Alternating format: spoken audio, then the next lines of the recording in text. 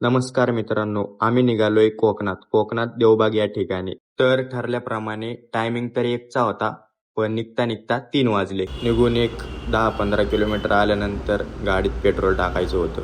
मग आलो आम्ही पंपावर. पंपावर आल्यानंतर पेट्रोल वगैरे टाकलं. पंपावर पेमेंट कोण करते म्हणता म्हणता तेवढ्या सौरभ शेटनी घेतला पुढाकार आणि करून टाकलं पेमेंट. आधीच उशीर झाला होता, त्यामुळे आम्हाला लवकर निघायचं होतं. ड्रायव्हिंग सीटला बसले होते दादा शेठ म्हणजे नादच नाही करायचा. ड्रायव्हिंग म्हणजे एकदम क्वालिटीमध्ये ड्रायव्हिंग असते दादा शेठची. दादा शेठ गाडी चालवायला असलं की सगळ्यांना झोपा लागतात, कुणी जाग थांबत नाही, सगळी झोपी जातात डायरेक्ट. गाणे ऐकत ऐकत गेली सगळी झोपी. तर गुड मॉर्निंग मित्रांनो, आता आम्ही उठलोय आणि दादा शेठ रात्रीपासून गाडी चालवतात. दादाच्या ड्रायव्हिंगला तोड नाही. आता आम्ही पोहोचलोय कोल्हापूर जिल्ह्यातील शाहूवाडी तालुक्यात. जाता जाता दादा शेठ म्हणला, चला आपण पावनखिंड या ठिकाणी थांबूया, रात्रीपासून गाडी चालवतोय, लय दमलोय. तर आम्ही पोहोचलेलो आहे पावनखिंड या ठिकाणी. पावनखिंड हे कोल्हापूर जिल्ह्यातील पन्हाळगड आणि विशाळगड ह्या दोन्ही किल्ल्यांच्या जवळ असलेलं हे पावनखिंड. अनेक जण याला घोडखिंड म्हणूनही ओळखतात. नक्की एकदा इथं जाऊन बघा. इतिहासाची आठवण करून देणारं एकदम सुंदर असं ठिकाण आहे हे. ओंकार शेठ म्हणले चला दरीत उतरूया आपण. मग गेलो आम्ही दरीत उतरण्यासाठी. निघालो होतो. तेवढ्यात 2 कार्यकर्ते मागं राहिले होते. मग त्यांची यायची वाट बघितली आम्ही. सगळेजण आली, मस्त धबधबा वगैरे बघितला. दादा शेठ, सौरभ शेठ, साहिल शेठ खाली उतरले होते. मस्त खाली उतरून निसर्गाचा आनंद घेत होते. तेवढ्यात प्रवीण शेठ म्हणले चला आपण खाली जाऊया, खाली जाऊन फोटो वगैरे काढूया. गेले खाली सगळीजण. तेवढ्यामध्ये दादा शेठचा एक आवाज आला. दादा शेठ म्हणला माझ्या पायाला लय जोरात काहीतरी चावलंय. बघितल्यानंतर कळलं दादा शेठच्या पायाला चावणारा लीच होता. दादा शेठ म्हणला आधीच माझ्या अंगात रक्त नाही आणि रक्त प्यायला लागले. आम्ही सगळेजण गेलो होतो धबधबा बघायला आणि एकटेच सचिन शेठ गेले होते निसर्ग बघायला. नंतर दादा शेठ म्हणले चला लय उशीर झालाय, आधीच आपण रात्री उशिरा निघलो होतो, त्यामुळं आम्ही निघालो थेट देवबागच्या दिशेने. सकाळी 10 वाजता आम्हाला देवबागला पोहोचायचं होतं. इथं 10 वाजल्यात.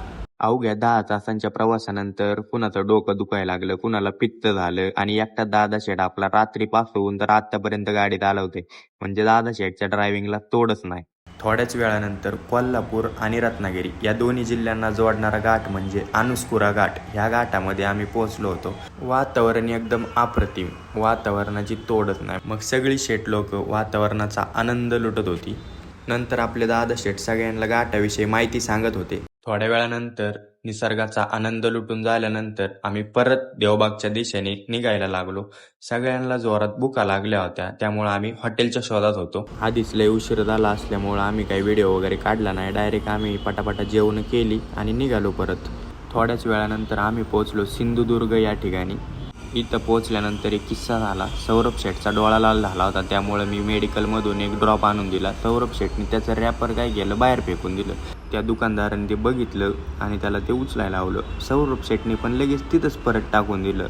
अवघ्या 12 तासाच्या प्रवासानंतर फायनली आम्ही पोहोचलोय कोकणात म्हणजे देवबाग या ठिकाणी. पोहोचल्यानंतर जवळजवळ आम्ही 3 तास झालं रूम शोधतोय, रूमच सापडाना. म्हणजे झालंय असं, दिवाळीच्या सुट्ट्या आणि त्यात शनिवार रविवार, त्यामुळं पर्यटकांची एकदम गर्दी झालेली. गर्दी म्हणण्यापेक्षा फार जाम झालंय इकडं. अवघ्या 3 तासाच्या मेहनतीनंतर तारकर्ली बीचच्या 200 मीटर अंतरावरती रूमा भेटल्या आम्हाला. रूमा तर भेटल्या, पण आमची गाडी अडकली ट्रॅफिक मधून गाडी काढता काढता 1 तास गेला. 1 तासानंतर आम्ही पोहोचलो थेट आमच्या रूमांवरती गेलो आणि मस्तपैकी व्ह्यू वगैरे बघितला आणि सगळ्या पोरांनी मस्त कपडे वगैरे चेंज केले, आंघोळी वगैरे केल्या आणि निघलो थेट बीचवरती. आम्ही सगळे आलोय आता तारकर्ली बीचला. बीचवरती पोहोचलो आणि पावसाने आपला धुमाकूळ घातला. पावसाने एवढा धुमाकूळ घातला की आम्हाला थेट आमची मोबाईल गाडीत ठेवायला लागली.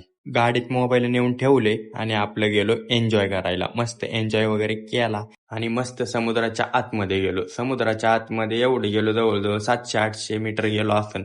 सगळी लोक आमच्याकडे बघत होती की एवढ्या आतमध्ये गेल्यात कस काय. समुद्रामध्ये पोहून वगैरे झालं. पोहून झाल्यानंतर मस्त बीचवरती आलो. बीचवरती आल्यानंतर पोरं म्हणली चला आपण किल्ला बनवू. किल्ला बनवायला बसलो. किल्ला एवढा भारी बनवला, जवळजवळ 2 तास सगळी पोरं किल्ला बनवत होती. मोबाईल आमच्या गाडीत असल्यामुळं काही व्हिडिओ काढता नाही आले, पण आम्ही एक फोटो काढला होता त्या किल्ल्याचा. नंतर एकाने मोबाईल आणला होता जाऊन, तुम्ही फोटो बघू शकता.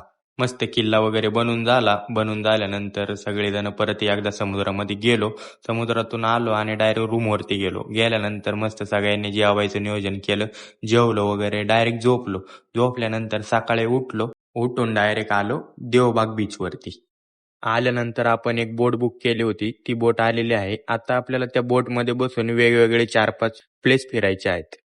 फायनली सगळेजण बोटमध्ये बसलो आणि निघालो. बोटवाले दादा म्हणले, "सगळ्यांनी जॅकेट घाला, नाहीतर मला फाईन पडल." सगळ्यांनी जॅकेट घातले आणि तेवढं सचिन शेट म्हणले, "मलाच कसं काय वेगळं जॅकेट आलं?" मस्त सगळ्यांचा 2 बोटांचा इशारा घेऊन निघालो पुढं. तेवढं साहिल शेट म्हणले, "काय भारी वातावरण झालं, एवढं खतरनाक वातावरण आणि त्यात पाऊस. वाह! जन्नत डायरेक्ट." मस्त वातावरणाची मज्जा घेता घेता तेवढ्यात सचिन शेट म्हणले, "मला बोट चालवायची." मग काय बोटीवाल्या दादानी लगेच सचिन शेटवर विश्वास ठेवला आणि दिली बोट चालवायला. सचिन शेटला येत होती मज्जा बोट चालवायला, पण इथं आम्हाला भीती वाटत होती. मनात दगदग होत होतं. सचिन शेटचं बोट चालवणं बघून बोटीवाले दादा म्हणले, "मी जातो सुट्ट्यांना, तुम्ही आमच्या बोटवरती." त्यानंतर मस्त निसर्गाचा आनंद घेता घेता आम्ही निघलो पुढं. पुढं गेल्यानंतर दादा शेठ म्हणले, "इकडं पण एखादा 2 गुंठ घेऊन ठेवायला लागतात. कसं आहे आपण इकडं वर्षातनं 2दा तरी फिरायला येतो." मग तेवढ्यात आम्ही बघत होतो कोणत्या साईडला चांगला गुंठा भेटन. साहिल शेठ म्हणला, "काय पश्चिमेच्या साईडला चांगला गुंठा भेटन." मग सगळी बघत होतो. त्यानंतर गेलो पुढं मगर पॉईंटला. मगर पॉईंट आला, बघितला सगळ्यांनी मगर पॉईंट आणि परत निघलो पुढं. हा एक पॉइंट एकदम भारी होता. इकडून तिकडून अख्खी झाडं आणि त्या झाडांच्या मध्ये असं पाणी. पाण्यामध्ये आमची बोट आणि तो व्ह्यू. वा, काय जन्नत मध्ये आल्यासारखं वाटत होतं. मस्त आम्ही इथून गेलो पुढं. पुढे गेल्यानंतर आम्हाला जायचं होतं बोटिंगसाठी, म्हणजे आम्हाला रायडिंग करायची होती. थोडं पुढे गेल्यानंतर त्यांनी दाखवलं आम्हाला मिनी केरळ. मिनी केरळ बघून झाल्यानंतर आम्ही आलो होतो सुनामी पॉइंटच्या जवळ. इथं सगळी रायडिंगसाठी तयार होती. हे असते बोटचं ब्रेक. बोटचं ब्रेक दाबायला लावलं त्यांनी मला. मस्त मी थांबवली बोट. बोट थांबवून झाल्यानंतर आम्ही चाललो होतो रायडिंगला. कार्यकर्ते आले होते सोपा राईड करून. सोपा राईडने यांच्या मस्त कमरेमध्ये दणके बसले होते. सचिन शेट म्हणले, "तू नको जाऊ, तुझ्या पायात रॉड आहे." हे रायडिंग करून आल्यानंतर चाललो होतो आम्ही सगळे बोटिंगसाठी सगळ्यांनी जॅकेट वगैरे घातले आणि निघालो. मस्त सगळीजण निघलो होतो. सचिन शेट आणि प्रवीण शेटची बोट आघाडीवरती होती. आम्ही सगळे पिछाडीवरती थांबलो होतो. थांबा म्हणता म्हणता मस्त ओंकार शेट पण निघाले पुढं. इकडे सौरभ शेटची बोट आणि साहिल शेटची बोट मस्तपैकी धडकाधडकी खेळत होती. तेवढ्यामध्ये एक मोठी बोट आली आणि सचिन शेटच्या बोटीला धडकून गेली. तेवढ्यामध्ये प्रवीण शेटची आणि ओंकार शेटची एंट्री झाली. हम आए हे म्हणत म्हणत. 2-3 तास बोटिंग झाल्यानंतर मस्त सगळी दमली होती. जवळजवळ 3-4 किलोमीटर सगळ्यांनी बोटिंग केली होती. तेवढ्यामध्ये त्या बोटीवाल्याचा आवाज आला, "तिकडे मगर आहे मगर." ही कारण आतमध्ये घुसली होती. आम्ही तिकडे मोबाईल नेले नव्हते, कारण मोबाईल नेता येत नव्हते. पाऊस पण चालू होता वरती. त्याच्या आतमध्ये गेलो होतो आम्ही जवळजवळ 4 किलोमीटर आतमध्ये अख्ख्या जंगलामध्ये.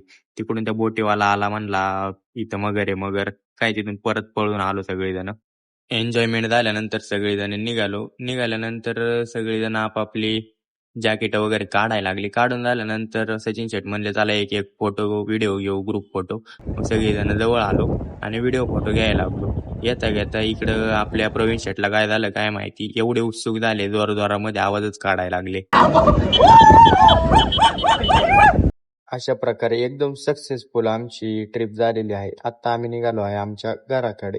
चला तर मित्रांनो, भेटूया परत. धन्यवाद.